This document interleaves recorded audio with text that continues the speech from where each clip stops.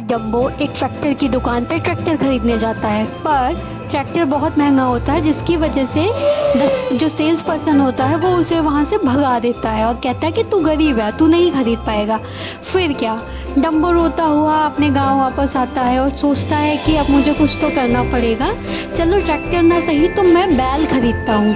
वो व्यापारी के पास जाता है, व्यापारी उसे 2 बैल दिखाते हैं और फिर डम्बो डिसाइड करता है कि वो इनमें से 2 बैल खरीद लेगा। वो बैल लेके अपने गांव आता है, सभी गांव वाले उसे देखते हैं।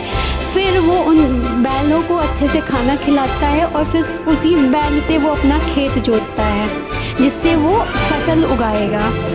और इसके बाद वो अपनी फसल लगाना शुरू करता है और फिर धीरे धीरे वो पूरी खेत में फसल लगा लेता है। और इसके बाद फिर वो सोचता है कि मेरे फसल में कीड़े ना लगे, जिसकी वजह से वो उसमें दवा डालता है। धीरे धीरे उसके फसल बड़े होते हैं और पक जाते हैं। फिर क्या, डम्बो उन फसल को काटता है और उसकी फसल बहुत ही अच्छी हुई होती है, तो बहुत खुश होता है। और फिर वो उन फसलों को निकालता हुआ है, उससे सारा धान निकालता है जिसे वो बाज़ार में ले जाके बेच सके। फिर वो उसे बोरी में पैक करता है और वो उसे बाज़ार की ओर लेके चले जाता है। सारे गांव वाले बहुत शॉक हो जाते हैं, अरे इसने इतना कैसे उगा लिया। बाज़ार में उसका पूरा जो है धान बिक जाता है, पूरा चावल बिक जाता है।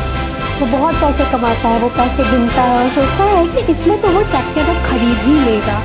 और फिर क्या, वो सारा पैसा भरता है एक बोरे में और वो पहुंच जाता है ट्रैक्टर वाली दुकान पे। और वो इस समय पैसे जो नीचे गिरे रहते हैं उनको भी उठा के देखने लगता है। ट्रैक्टर वाली दुकान पे जाके वो सारा पैसा ट्रैक्टर वाले को देता है।